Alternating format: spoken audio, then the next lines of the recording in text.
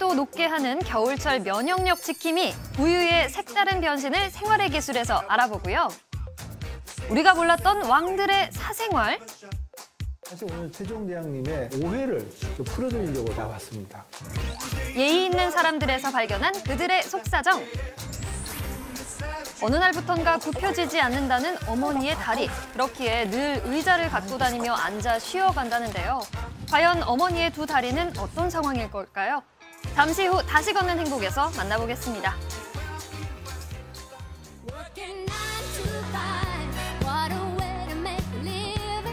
오늘을 더 즐겁게, 정보는 더 알차게, 생생 정보마당. 안녕하세요, 박진아입니다. 네, 안녕하세요, 유한솔입니다. 유진 아나운서의 개인 사정으로 인해서 당분간 제가 생생정보마당과 함께하게 됐습니다. 잘 부탁드립니다. 잘 부탁드립니다. 환영합니다. 네, 잘 부탁드립니다. 요즘 같은 연말이면요, 한 해를 보내는 아쉬움에 각종 모임이 많아지기 마련입니다. 예뻐 보이고 싶어서 멋도 좀 내볼까 싶다가도 이 뼛속까지 시린 날씨에 감히 엄두도 못 내겠더라고요. 맞아요. 네, 맞아요. 멋 좀 아는 남자, 저 유재필이 감히 말씀드리는 건데요. 겨울 멋쟁이가 되기 위해서 추위쯤이야 무시하던 시대는 이미 지나갔습니다. 올겨울 패션 트렌드가 꾸미고 꾸몄다는 의미의 꾸꾸가 대세인데요. 특히 다양한 방한 아이템을 활용해서 따뜻한 멋내기가 인기라고 합니다.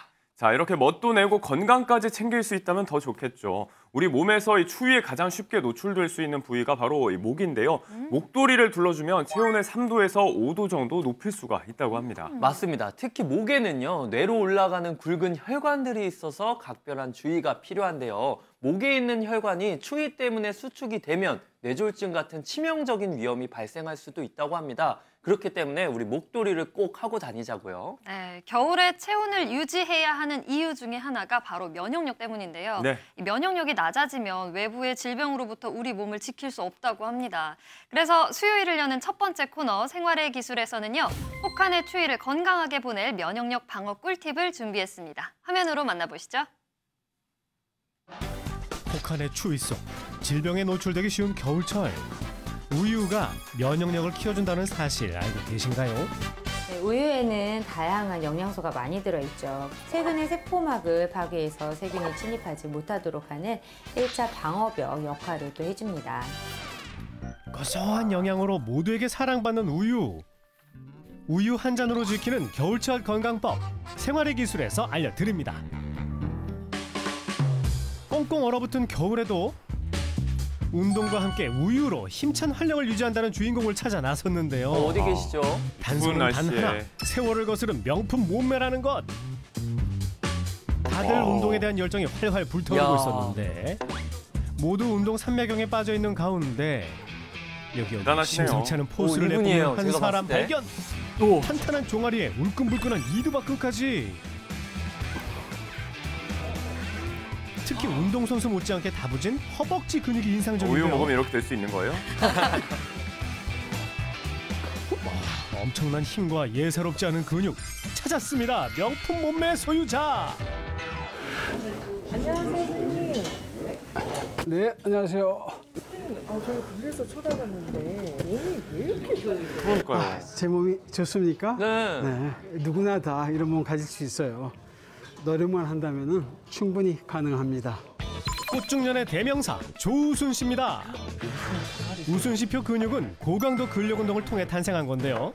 무려 20kg짜리 원반을 계속해서 끼워줍니다. 이 정도는 뭐 해줘야죠. 150kg 정도 되니까요. 양쪽에 300kg, 이 무게 해가지고 한 360kg 정도 되겠네요. 저희 3배 정도 되네요. 300kg이 넘는 무게를 가뿐하게 들었다 놨다 들었다 놨다. 나이가 믿기지 않는 균형 잡힌 몸매. 나이는 숫자에 불과하다는 걸 온몸으로 증명합니다. 시니어 모델을 꿈꾸며 인생 2막을 새롭게 시작한 우순 씨. 몸매도 포즈도 10점 만점에 10점. 대단하시네요, 정말. 묵직한 덤벨을 번쩍번쩍. 와, 좀처럼 운동기구에서 내려올 생각이 없는데요. 첫 번째 면역력 관리의 비결은 꾸준한 운동이랍니다. 이제 한숨 돌리려나 본데. 오늘 운동은 다 하신 거 아니에요? 무슨 소리예요. 이제 운동 시작인데 지금부터 빡세게 한번 해야죠. 이제요? 아유, 아버님 일찍 왔네.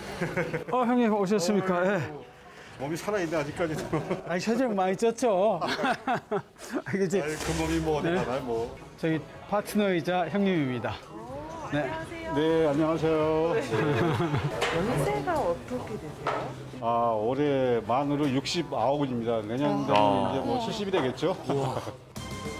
새로운 인생을 위한 도전에는 늦은 나이도 불가능한 것도 없다는 것을 보여주는 산증인인데요. 야, 반성하게 되네요, 찬란하게 정말. 시작된 인생 2막은 눈부시게 빛나는 중입니다. 오, 네, 좋습니다. 둘, 드시고 내쉬면서 가슴 모아주고 아주 손가락 박혔어. 우씨. 오. 제가 운동하는데 정말 굉장히 큰 활력소도 되고 평상시에도 이런 몸을 가진 사람은 저는 처음 봤어요. 어우, 저렇죠. 시즌, 비시즌이 없어요, 이 사람. 항상 복근을 차고 다녀요. 저는 사실 거기서 너무 반했어요. 면역력을 위한 노력은 운동이 끝난 후에도 멈추지 않는다는데요. 마트에서 뭘 사나 봤더니 장바구니를 가득 채운 건 우유? 우유 제가 먹으려고 산 거예요. 특히 이제 운동을 하다 보니까 그 단백질 보충이 중요하거든요. 그래서 저는 아까 운동할 때도 마셨던 게 이제 우유인데 좀 전에 우유를 마셨다고요? 사실 아유, 검증을 계속 위해 드시던 게. 보겠습니다.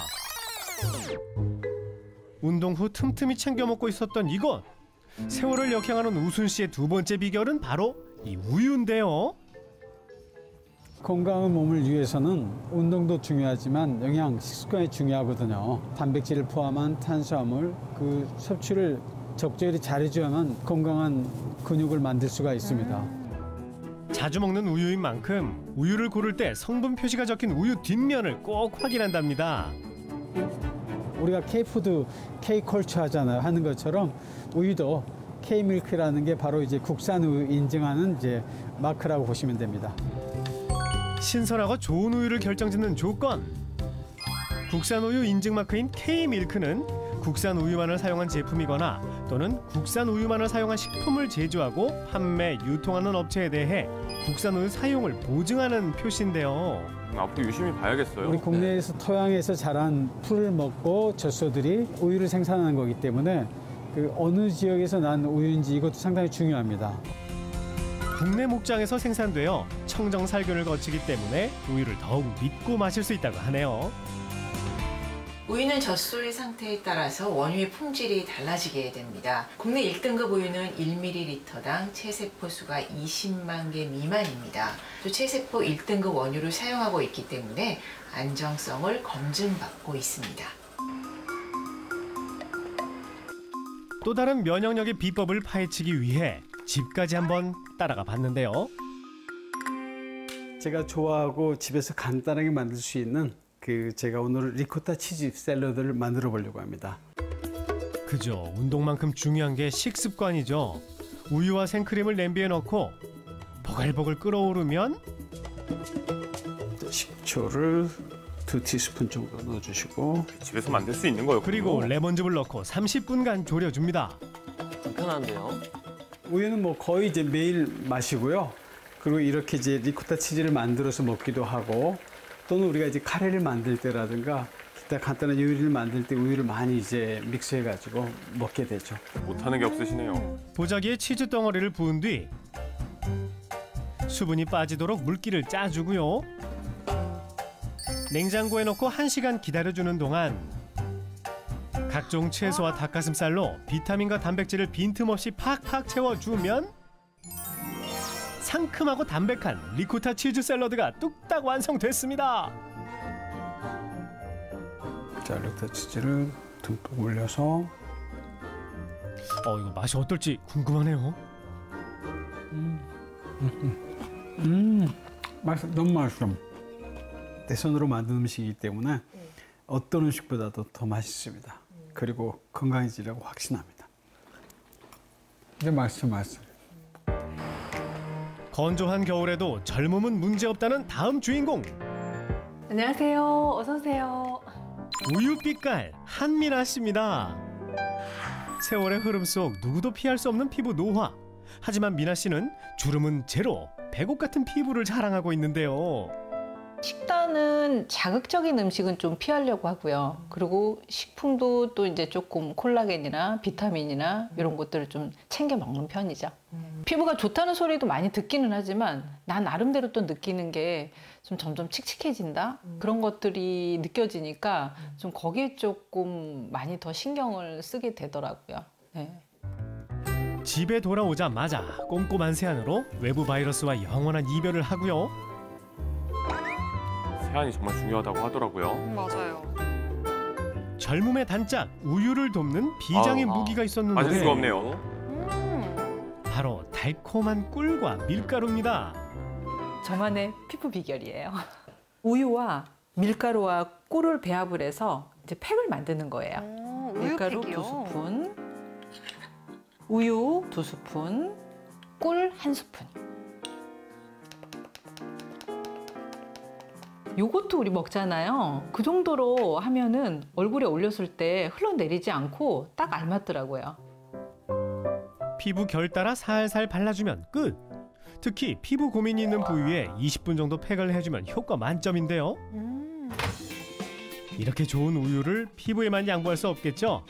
우유로 관리하는 건강 비결은 끝나지 않았습니다.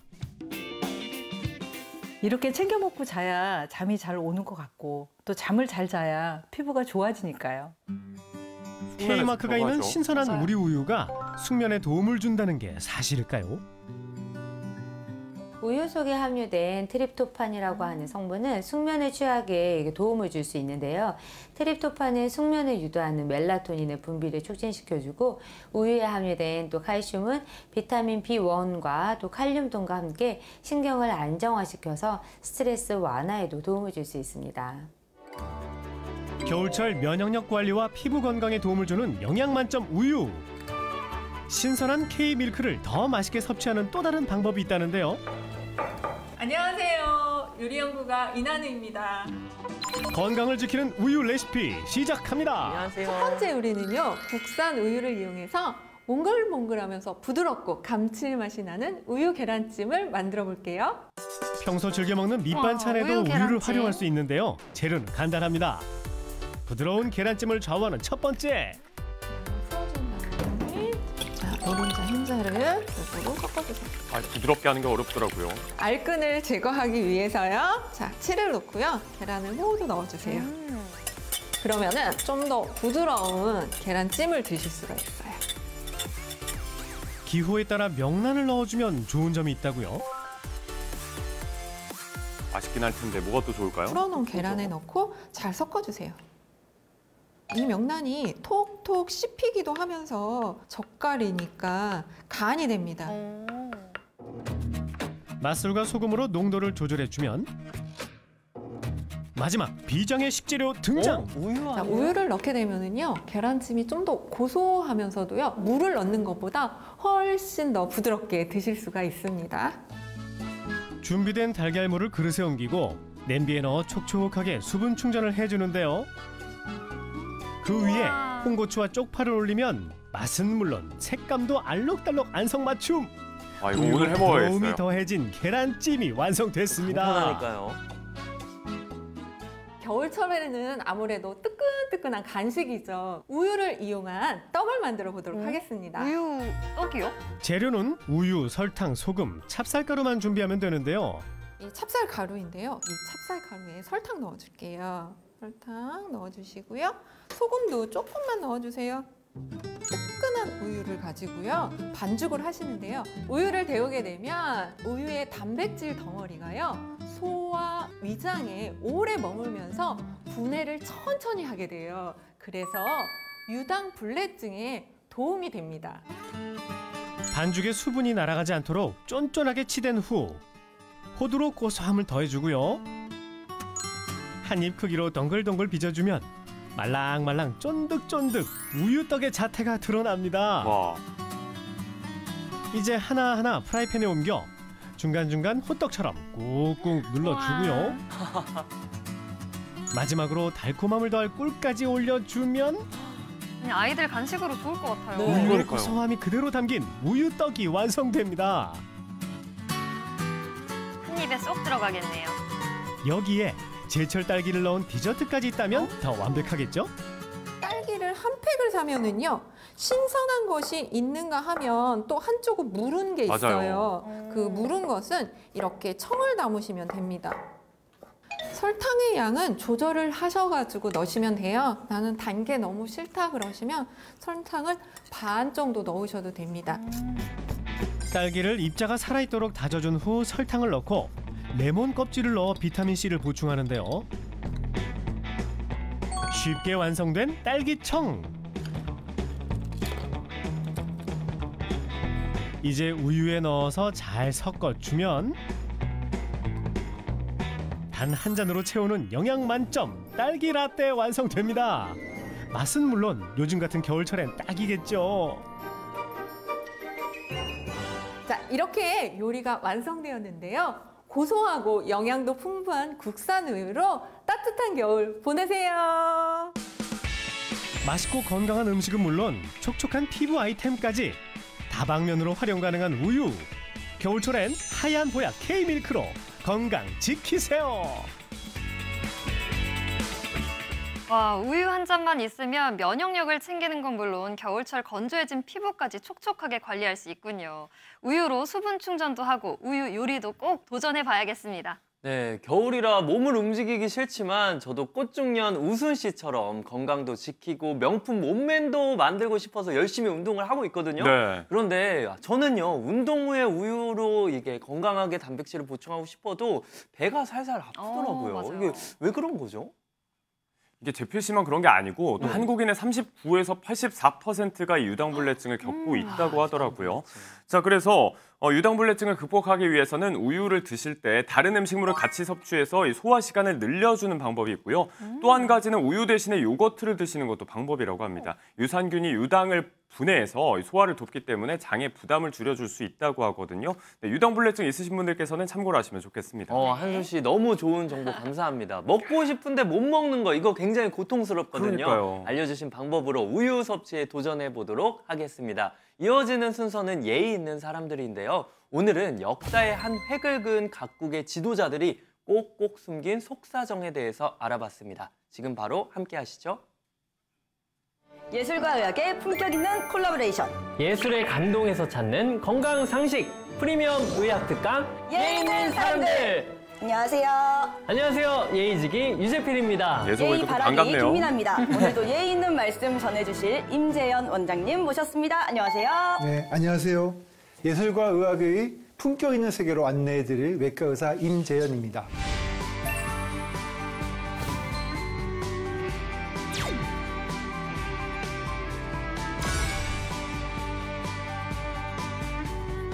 오늘의 주제도 정말로 흥미롭다고 하는데 어떤 주제죠? 네, 이 세계를 이끌고 있는 지도자들 그리고 나라를 좀 통치했던 군주들이 있지 않습니까? 그분들이 알았던 병들에 대해서 낱낱이 파헤쳐 볼 겁니다. 내가 왕이 될 상인가? MC가 될 상이요. 감사하오. 아유, 그때도 감사가 마찬가지요. 영광이시네요. 지금 바로 가시게나. 가보시죠. 가보시죠. 천 좀 안 덮어 놓으시면 안 돼요? 궁금해 죽겠어요, 맨날. 보라천이 미워지려고 그래요. 오늘은 퀴즈로부터 시작을 해볼까요? 알겠습니다. 퀴즈. 자, 이분은 싫어하는 사람이 아마 없을 것 같아요. 오? 유재필? 죄송합니다. 미안합니다. 아침부터 왜 그러세요? 미안합니다. 얹잖아요. 김미나?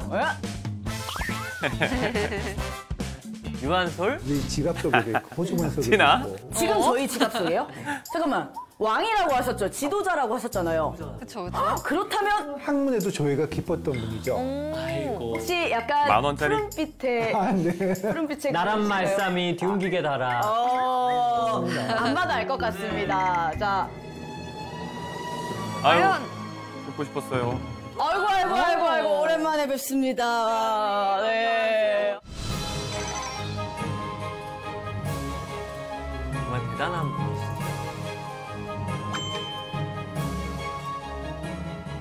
하루 종일 얘기해도 이 수식어가 끝이지 않을 것 같은데요.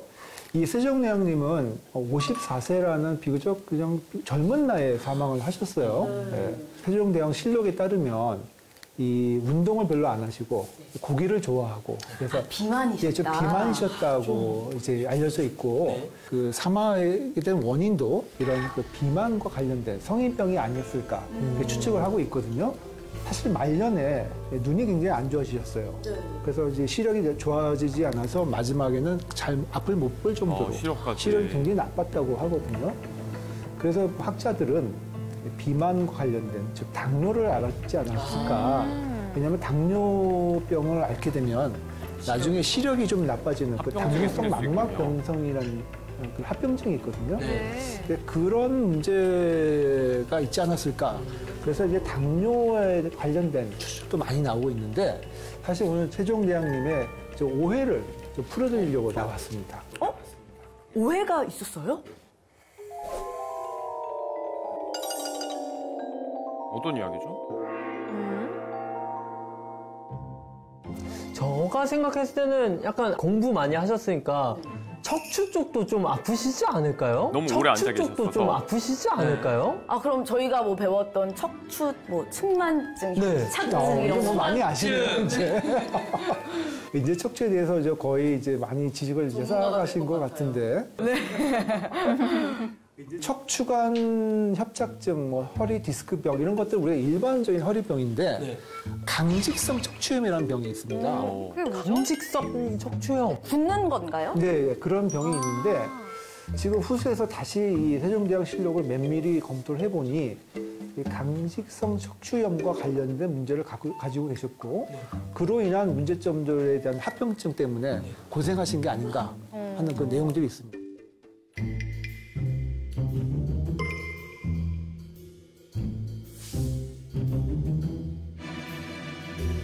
세종대왕실록에 보면 이제 몇 가지 글들이 나오는데 일단 세종대왕님이 허리 통증 때문에 굉장히 고생을 했다는 기록이 있고요.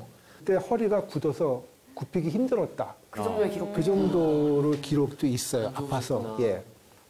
이 병은 만성적인 염증이 반복이 되는 겁니다. 척추 중에 가장 마지막 부위를 우리가 천추라고 하는데 그 천추는 이 골반에 붙어 있거든요. 맨 아래에 그 골반은 우리가 의학적인 용어로 장골이라 그래요.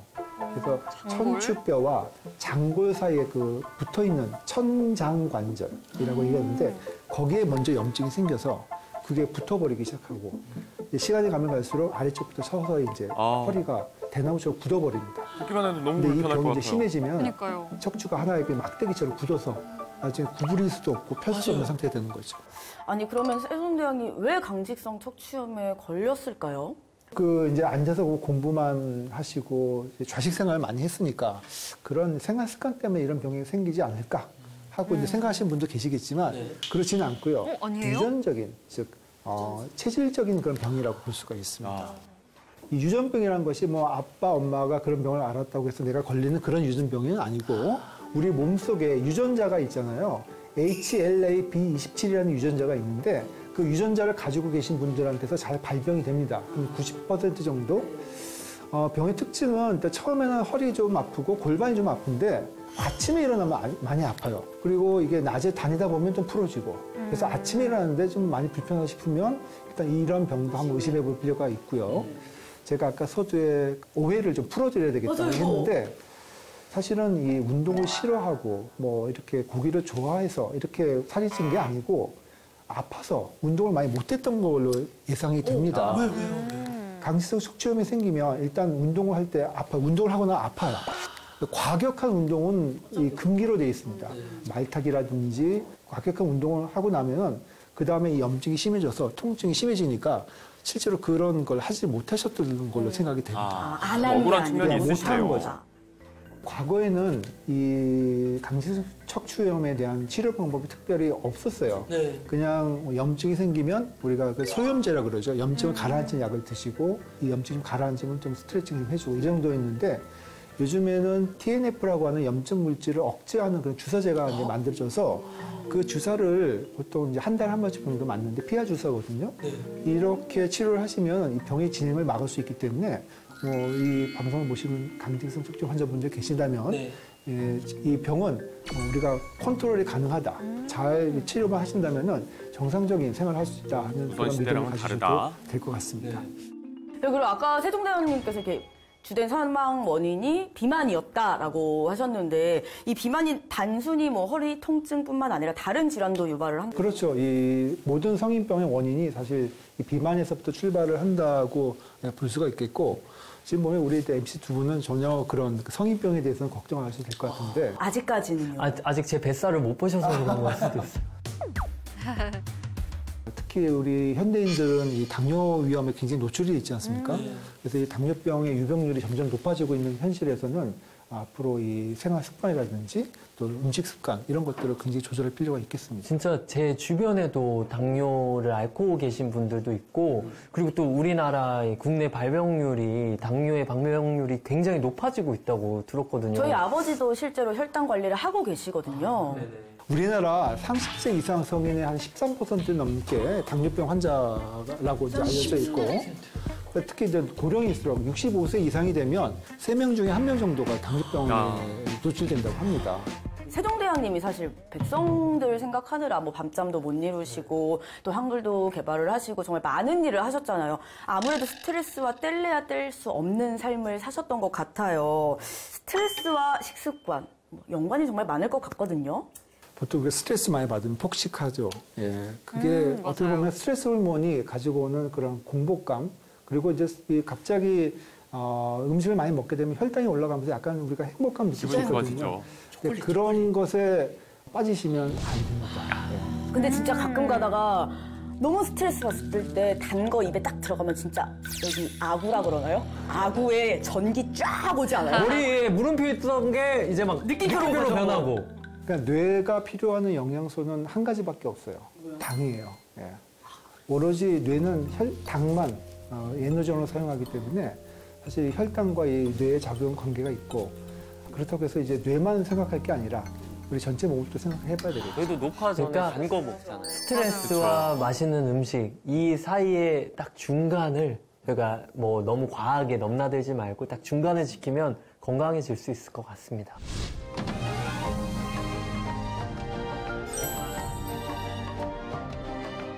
그럼 여기서 이제 식습관과 관련된 병으로 또 고생했던 지도자 한 분이 또 계시거든요. 우리 세종대왕님 말고도 또 있어요? 네. 그 다음 또 지도자로 한번 넘어가 볼까요? 좋아요. 네. 자, 화면 속에 이분 누군지 다 아시죠? 이분은 모를 수가 없죠. 나폴레옹! 작은 거인. 프랑스의 제1통령이자 황제였던 바로 이 나폴레옹입니다. 어떤 질환일까요? 부검 보고서 최근에 발견이 됐어요. 그 한 장이. 영국 군의관들 5명에서 그때 부검했다고 해요. 근데 그 당시 부검이 이렇게 흔한 일은 아니었죠. 네. 근데 나폴레옹이 본인이 조금 약간 독사를 당할 것 같다는 그런 느낌이 있었는지 내가 죽으면 부검을 해봐라 이렇게 지시를 했다고 해요. 역사적인 자료네요. 근데 그게 발견됐는데 그 전까지는 그 비소 중독에 의해서 죽은 게 아니냐는 그런 얘기들이 있었거든요. 실제로 이 나폴레옹의 머리카락에서 일반인의 한 20배, 17배 가까운 비소가 나왔다고 하기는 합니다. 근데 그 당시에 나폴레옹이 와인을 좋아했고 실제로 자기가 와인을 만들기도 했대요. 그 양조장을 하나 해가지고. 근데 이 와인 모크통 있잖아요. 그 소독하는데 비소를 썼었대요. 당시에는 그런 지식이 좀 부족해서. 그래서 그 당시에 와인에는 비소가 많이 좀 섞였을 가능성이 있고, 물론 이제 비소 중독을 우리가 의심할 수도 있겠으나, 그 부검 보고서가 결정적인 역할을 했죠. 여러 이제 그 나라 기관들에서 이 부검 보고서를 분석을 한 결과, 위암으로 죽었다고 이제 최종 치부적을 했습니다. 장기에 뭐가 발견이 돼요? 네, 그 부검해봤더니 그 위하고 간이 이제 붙어 있었고 그 사이에 엄지손가락만한 구멍이 나서 유착이 돼 있었다고 해요. 네, 그런데 모든 암의 발병 원인들 중에서 가장 우리가 1번으로 꼽는 원인들이 있거든요. 무조건 이거 유전 아니에요? 가족력. 알고 있어요. 네. 알려진 바로는 이 가게에 뭐 할아버지, 아버지 뭐 이런 쪽에 한 8명 가까운 분들이 위암으로 돌아가셨다는 기록이 있다고 해서 그러면은 이게 위암으로 이게 문제가 됐을 가능성이 높지 않을까 추측을 하고 있는 것이죠.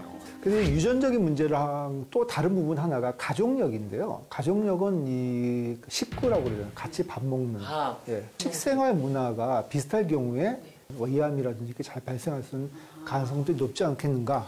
그래서 이런 그 우리가 식생활 문화도 이 발생에 영향을 준다고 볼 수가 있습니다. 아무래도 위라는 게 소화기이기 때문에 저처럼 음주 많이 하는 사람들도 위험할 것 같거든요. 사실 술도 좋지 않지만 안주가 지금 굉장히 중요하다. 안주도요? 저 안주 킬러인데?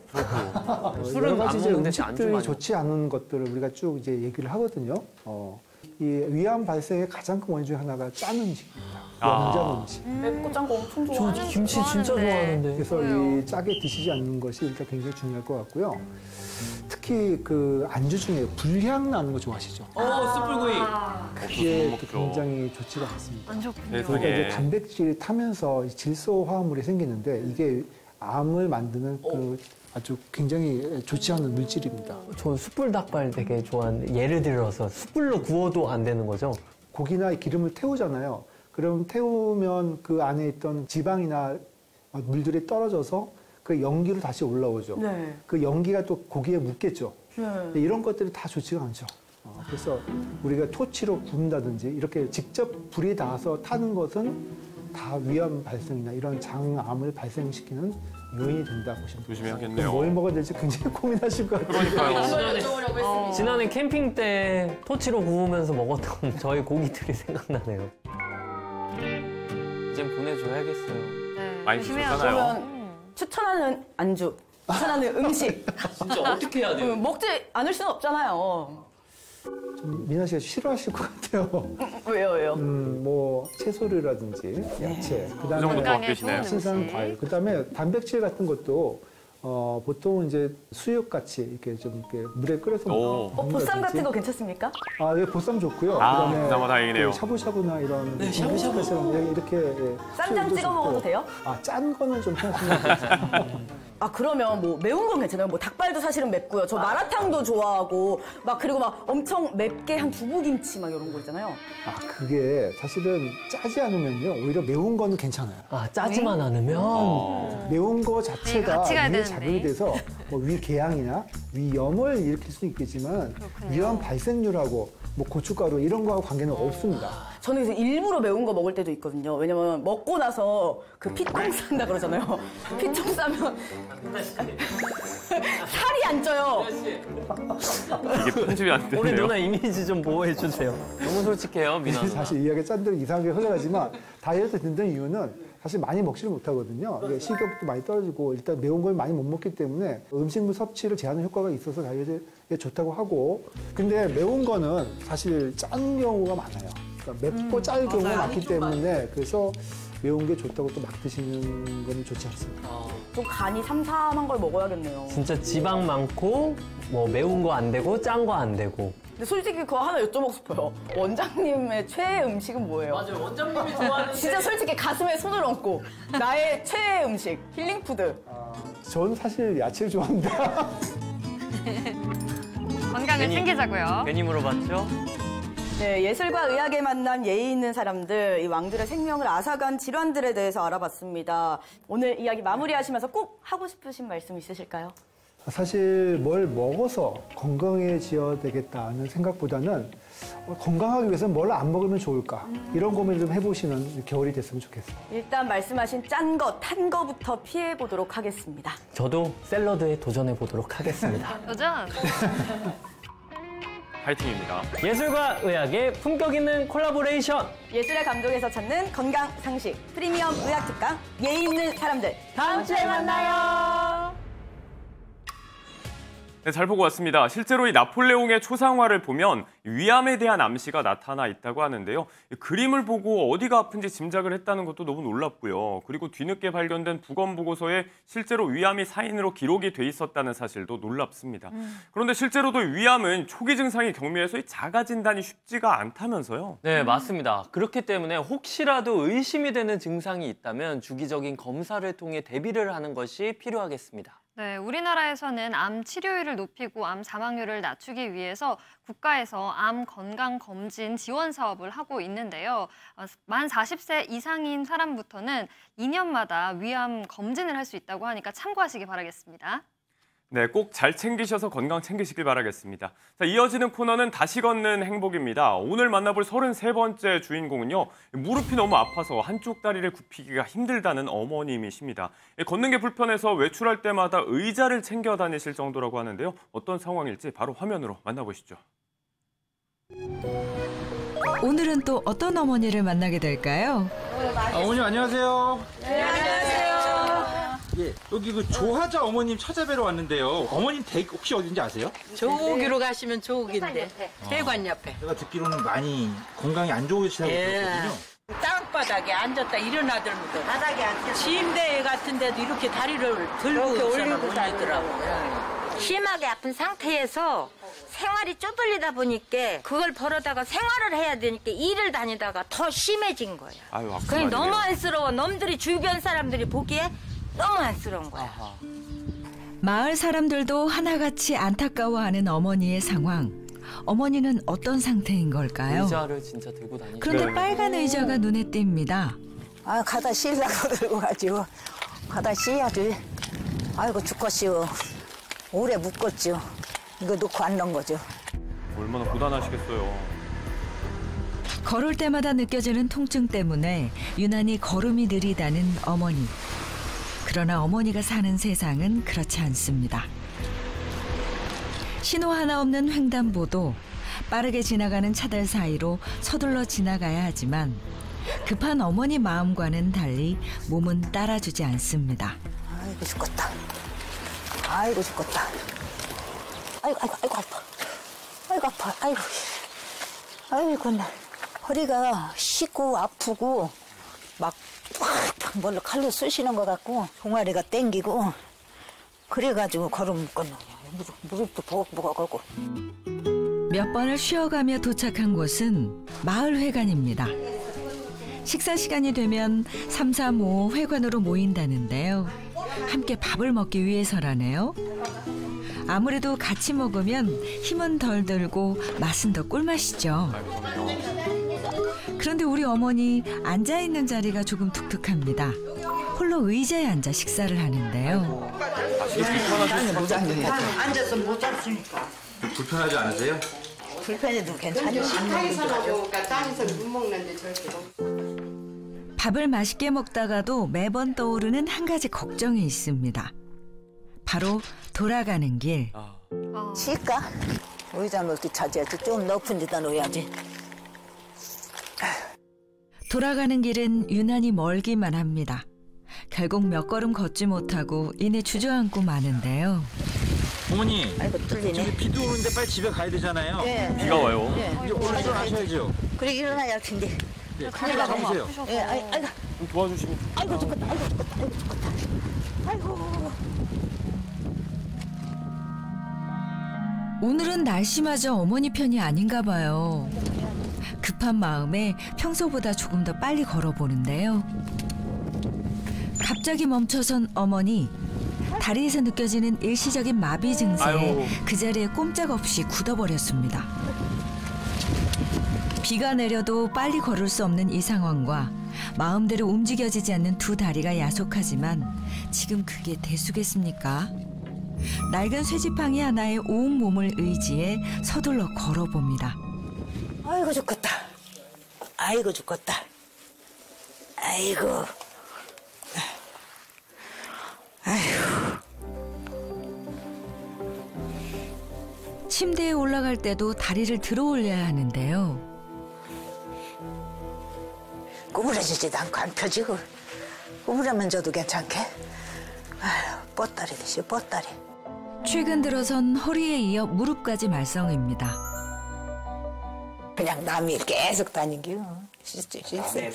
남의 밭대라. 합덕서 시집은 이제 25이 시집 왔거든요. 우리 큰애 2살 먹어서부터 연태 여저까지 이런 겨. 맨 바깥 일을 하니까 밖에서 밭 메고 그거 계속 그거 먹고 일 다니고 이러고 그랬죠. 진통제. 아유, 그 오랜 세월을. 그래야 좀 하루를 참지. 그렇잖아 참지도 못하고. 그 허리를 질질 끌고 댕기만 했는데 원천 심으니까 이제 할 수가 없이요. 하면 안 되죠. 이제. 가족만 생각하며 앞만 보고 달려온 어머니의 지난 세월. 이제는 누워있는 것이 일상이 됐습니다. 바깥에서 지팡이의 도움을 받았다면 집안에선 밀대가 그 역할을 대신합니다. 새삼스러울 것도 없는 일상이라네요. 집에서도 바닥에 앉는 건 엄두도 못 냅니다. 그런데 거실에서 어머니의 인기척이 들려도 옆에 있는 아버지는 미동도 하지 않습니다. 오히려 더욱 차가운 공기만이 맴도는데요. 딸 둘이시오. 아들 둘 사고 나서 가고 이렇게 그냥 사는 게 아니에요. 그러니까 맨날 집이 안 있고 집이 있으면 심란해서 그러고 돌아다녔더니 이제 몸뚱이 다 망가지고 이제 그러게 됐네요. 이 머릿속에는 아들 생각만 나요. 그렇게 잘 해줘도 딸이.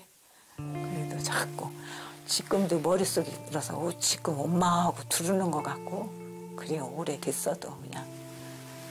아휴.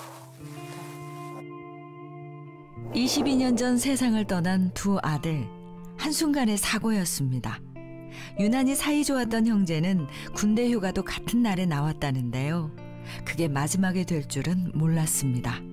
우악하니 군복이 다 있는데 되게 보기 싫다고 지하배가 갖다 홀라 불러서 태워버렸어. 그러고 불러지 말라니까 갖다 불러가 다 태워버렸어. 입던 옷. 20여 년이 지났지만 어머니의 눈물은 마르지 않습니다. 내 아픔은 참아도 자식 잃은 아픔은 견딜 수 없었던 시간. 보고 싶지 그럼.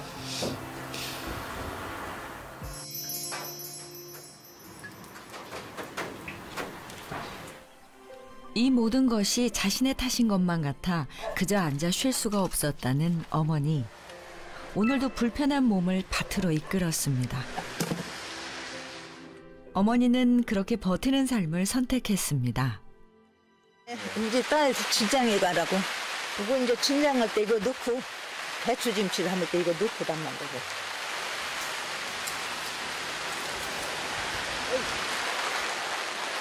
일만 죽어라 했어도 돈도 못 벌고 그냥 몸뚱이만 다 망가졌어요.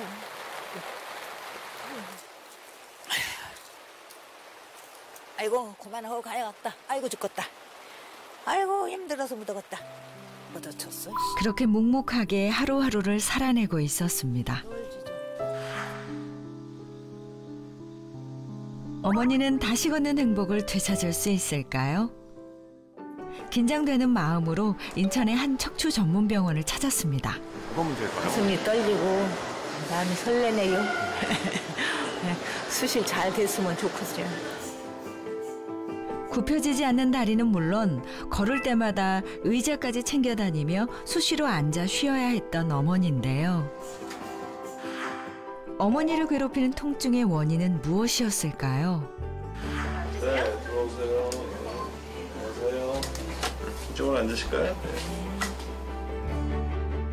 검사 결과는 어떻게 나왔을까요? 부디 심각하지 않길 바라봅니다. 제발요. 지금 어디가 제일 많이 아프세요? 이 허리. 허리. 다리. 그래서 일단 허리 검사한 거는 4, 5번이 좀 어긋나요. 뼈가 좀 어긋나면서 이 신경을 같이 물고 빠져서 신경이 많이 눌려요. 허리가 빠지고 들어가고를 반복하면서 중간에 허리 사이에 있는 디스크가 많이 닳아서 없어진 상태이고요. 신경 구멍도 막혀 있는 상태이고 신경이 안쪽 그리고 바깥쪽에서 다 눌려 있는 상태입니다. 그래서 이제 허리를 바로 잡아주는 수술을 할 거거든요. 빠지는 걸 바로 잡아서 이렇게 나사로 묶어주는 수술을 할 거예요. 안녕하세요. 그렇다면 어머니의 무릎은 어떤 상태일까요? 제가 MRI를 찍어봅시다 하는 이유는 연골이 닳았는데 그래도 어찌저찌 잘 살려볼 수 있을까 해서 MRI를 검사했어요. 근데 MRI를 찍어보니까 연골이 하나도 없으시네요. 무릎에 연골이 거의 남아있지 않은 상황. 관절 연골이 하나도 없는 아주 심한 퇴행성 관절염이라고 생각하시면 됩니다. 거의 20년 이상 관절염이 진행된 것으로 보이고 지금은 연골을 살릴 수 있는 방법이 거의 없어 보입니다. 나이가 조금 더 젊으셨다면 여러 가지 방법을 시도할 수 있겠지만 지금은 고령이시고 변형이 심한 상태에서 뼈가 내려앉는 게 시작되고 있는 상태이기 때문에 현재로는 인공관절이 가장 적당한 치료로 생각이 됩니다. 네, 여기 안쪽에 연골이 하나도 없어가지고요. 네, 여기가 아프게 생겼어요. 네, 여기가 자꾸 주저앉으려고 해요. 그래서 요 연골을 새로운 관절로 갈아주는 인공관절을 한번 계획해 볼게요. 네, 걱정 마셔요. 허리에 이어 무릎까지 심각한 상황. 어머니는 괜찮을까요? 검사 결과를 토대로 최선의 치료 방법을 찾기 위해 의료진이 모였습니다. 네, 이 환자는 오른쪽 방사통이 심한 환자고 보시다시피 관절염이 꽤 심하죠? 오른쪽 무릎 통증도 꽤 심한데 어떤 상태예요? 관절염 단계 4단계 중에 3단계 정도에 해당하는 심한 관절염이 있으십니다. 15도 이상의 심한 내반 변형을 갖고 계셔서 걸을 때도 뒤뚱뒤뚱 하는 모습을 보이고 있습니다. 그래서 이 환자의 다리 통증의 원인이 이제 척추도 있지만 척추 플러스 무릎 둘 다 원인이 될 것 같아서 일단 척추를 먼저 해결할 거고요. 환자분 체구가 그렇게 크지 않아서 2개 수술 한꺼번에 진행하는 건 좀 무리가 될 것 같아서 일단 오늘 척추를 먼저 하고 4, 5번 위압수 시행하고 일주일 후면 아마 TKR 인공관절 하는데 큰 무리가 없을 것 같아서 다음 주 정도에 무릎 수술을 했으면 좋겠습니다. 오랜 기간 망가져 있었던 만큼 쉽지 않은 수술이 예상되는데요. 드디어 어머니가 수술실로 향합니다. 떨리고 겁도 나고 진짜 잘 됐으면 좋겠네. 잘 되실 겁니다. 이건 없을 거 할게요. 네, 아이고 고맙습니다. 네, 애쓰셨어. 과연 어머니의 수술 결과는 어떻게 됐을까요? 다음 주에 계속됩니다.